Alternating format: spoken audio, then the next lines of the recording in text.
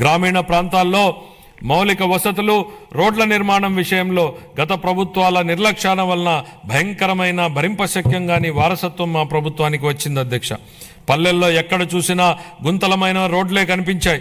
వంతెనలు లేక కనెక్టివిటీ లేని గ్రామాలకు అనుసంధానం ఏర్పడుతున్న ఈ రోజుల్లో రోడ్లు సరిగా లేక గ్రామాలకు అనుసంధానం లేని పరిస్థితి గత ప్రభుత్వంలో ఏర్పడింది. ప్రధానమంత్రి గ్రామీణ సడక్ యోజన, ఆంధ్రప్రదేశ్ గ్రామీణ రహదారుల అనుసంధాన మరియు ప్రాజెక్టు మరియు జాతీయ వ్యవసాయ మరియు గ్రామీణాభివృద్ధి బ్యాంకు నిధుల కింద ఈ రోడ్లను అభివృద్ధి చేసే ప్రయత్నాలను ప్రారంభించాం. అన్ని వాతావరణ పరిస్థితులను తట్టుకోగలిగే రహదారులను నిర్మించి అనుసంధానతను కల్పించే దిశగా PM జన్మన్ పథకం మన రాష్ట్రంలో అమలు చేయబడుతోంది. 2025-26 ఆర్థిక సంవత్సరానికి గాను పంచాయతీరాజ్ మరియు గ్రామీణాభివృద్ధి శాఖకు 18,847 కోట్ల రూపాయల కేటాయింపును ప్రతిపాదిస్తున్నారు.